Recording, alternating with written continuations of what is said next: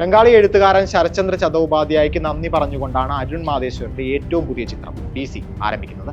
അത് എന്തുകൊണ്ടെന്ന് സിനിമ അവസാനിക്കുമ്പോൾ നമുക്ക് പൂർണ്ണമായി ബോധ്യപ്പെടും. ചതോപാധ്യായയുടെ ക്ലാസിക് നോവലായ ദേവദാസ് തന്റെ കഥാലോകത്തേക്ക് സന്നിവേശിപ്പിച്ച് പുതിയൊരു ആഖ്യാനം ചമയ്ക്കുകയാണ് അരുൺ മാതേശ്വരൻ.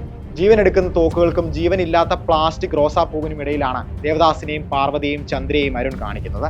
ഈ സിനിമയിലെ ദേവദാസ് വിദ്യാസമ്പന്നനായ ജന്മിയല്ല. പോലീസിന്റെ കണ്ണിൽ അയാൾ ഒരു റൗഡിയാണ്, ഗ്യാങ്സ്റ്ററാണ്, തീവ്രവാദിയാണ്. മറ്റൊരു കൂട്ടർക്കോ റോബിൻ ഹുഡും. പ്രണയത്തിലാകും മുമ്പ് തന്നെ അയാൾക്ക് പാർവതിയെ നഷ്ടമാകുന്നു. പക്ഷെ ചന്ദ്രയുടെ കാര്യത്തിൽ ചതോപാധ്യായോട് അരുൺ യോജിക്കുന്നു. അവൾ ഒരു ലൈംഗിക തൊഴിലാളിയാണ്. ദാസിൽ അവൾ ലോകത്തെ കാണുന്നു.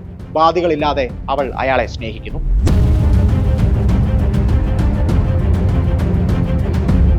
DC എന്ന ടൈറ്റിൽ സൂചിപ്പിക്കുന്നത് പോലെ ദേവദാസ്, ചന്ദ്ര എന്നിവരെ ചുറ്റിപ്പറ്റിയാണ് ഈ സിനിമ.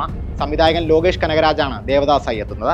ചന്ദ്രയായി വാമിക ഗബ്ബിയും. ഗോപിച്ചെട്ടിപ്പാളയത്തിൽ നിന്ന് പോലീസിന്റെ തോക്കുകൾ കൈക്കലാക്കുന്ന ഒരു സംഘത്തിന്റെ മുൻനിരയിലാണ് ദാസിനെ നമ്മൾ ആദ്യം കാണുന്നത്.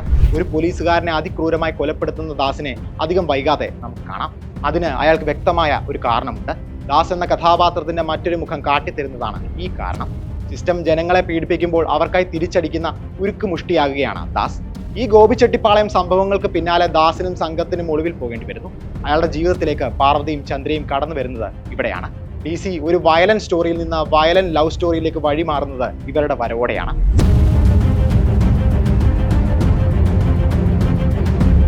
ഒരു നടൻ എന്ന നിലയിൽ ആദ്യ ചിത്രത്തിൽ തന്നെ അതിമനോഹരമായ പ്രകടനമാണ് ലോകേഷ് കാഴ്ചവെച്ചിരിക്കുന്നത്. ഇമ വെട്ടാതെയുള്ള നോട്ടം കൊണ്ടും സ്ക്രീൻ പ്രസൻസ് കൊണ്ടും ഞെട്ടിക്കുന്നുണ്ട് ലോകേഷ്. അരുണിന്റെ മുൻ ചിത്രങ്ങളിലെ നായകന്മാരെ പോലെ ദാസിന്റെ ഉള്ളിലും ഒരു തീ കെടാതെ എരിയുന്നുണ്ട്. കഴിഞ്ഞ കാലങ്ങളിൽ തനിക്ക് സംഭവിച്ച നഷ്ടങ്ങളോട് ചേർത്ത് വെച്ചാണ് അയാൾ എല്ലാ സംഭവങ്ങളോടും പ്രതികരിക്കുന്നത്. രോഷമാണ് അയാളുടെ ഭാവം. അത് ചിലപ്പോഴൊക്കെ ചുറ്റുമുള്ള അതിക്രമങ്ങളോടുള്ള പ്രതിഷേധമാകുന്നുവെന്ന് മാത്രം.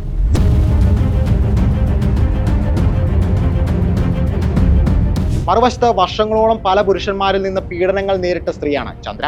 6-ാം വയസ്സിൽ വീട്ടുകാർ തന്നെയാണ് അവളെ വിൽക്കുന്നത്. ഒരു മുറി, കട്ടിൽ, വാങ്കോഗിന്റെ സ്റ്റാറി നൈറ്റും സാൽവദോർ ദാലിയുടെ പെർസിസ്റ്റന്റ് ഓഫ് മെമ്മറിയും പെയിന്റ് ചെയ്ത ചുമരുകൾ, അതാണ് അവളുടെ ലോകം. അവിടെ നിന്നാണ് വിശാലമായ ഒരു ലോകത്തേക്ക് അവളെ ദാസ് വിളിച്ചിറക്കുന്നത്.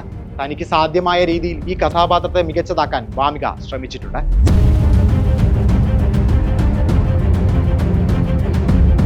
ഇങ്ങനെ കഥാപാത്രങ്ങളെ പരമാവധി വികസിപ്പിക്കാൻ സംവിധായകൻ ശ്രമിക്കുന്നുണ്ടെങ്കിലും ഈ സിനിമയിൽ കാണികളുടെ ശ്രദ്ധ കേന്ദ്രീകരിക്കുന്നത് ആക്ഷൻ രംഗങ്ങളിലാണ്. സമീപകാലത്ത് തമിഴ് സിനിമയിൽ കണ്ട മികച്ച ആക്ഷൻ സെറ്റ് പീസുകളാണ് ഈ സിനിമയിലുള്ളത്. പോലീസും ദാസുമായുള്ള എലിയും പൂച്ചയും കളിക്കിടയിൽ വരുന്ന ഈ ആക്ഷൻ രംഗങ്ങൾ കൃത്യതയോടെ എസ്തെറ്റിക്കലായാണ് ചിട്ടപ്പെടുത്തിയിരിക്കുന്നത്. ഓരോ തവണ ദാസ് പോലീസിന്റെ പിടിയിലാകുമ്പോഴും പ്രേക്ഷകർ ആവേശഭരിതരാകുന്നു. അത് കിടിലൊരു ആക്ഷൻ സീനിലാകും അവസാനിക്കുക എന്ന് അവർക്കറിയാം. ഇങ്ങനെ ഫൈറ്റ് സീനുകളിൽ നിന്ന് ഫൈറ്റ് സീനിലേക്ക് നീങ്ങുമ്പോൾ സിനിമ വൈകാരികമായ അടിത്തറ പാകാൻ മറന്നു പോകുന്നുണ്ട്. ദാസ്, ചന്ദ്ര, പാർവതി എന്നിങ്ങനെ പ്രധാന കഥാപാത്രങ്ങളുടെ എല്ലാം കഥന കഥകൾ സിനിമയിൽ പറയുന്നുണ്ട്. പക്ഷേ എഴുത്തിൽ അവയ്ക്ക് തീവ്രതയുണ്ടെന്ന് തോന്നുന്നില്ല. ആക്ഷൻ രംഗങ്ങൾ ഒരുക്കുന്ന തിരക്കിൽ അത് മറന്നുപോയ പോലെ.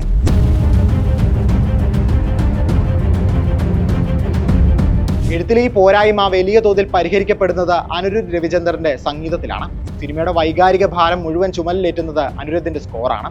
ശാസ്ത്രീയ സംഗീതത്തിലെ രാഗങ്ങളും ഹിപ് ഹോപ്പും റോക്കും എല്ലാം റോക്ക് സ്റ്റാർ പുറത്തെടുക്കുന്നു. അതുപോലെ ഛായാഗ്രഹൻ മുകേഷ് ജി. 142 മിനിറ്റ് ദൈർഘ്യമുള്ള ഈ സിനിമ കണ്ടിറങ്ങുമ്പോൾ നിങ്ങളുടെ മനസ്സിൽ മുകേഷിന്റെ ഫ്രെയിമുകളും അനിരുദ്ധിന്റെ രാഗ ഓഫ് റിവഞ്ചും തങ്ങി നിൽപ്പുണ്ടാകും. പിന്നെ രക്തത്താൽ എഴുതിയ ഈ കാതൽ കഥയിലെ ദുരന്ത നായകനും.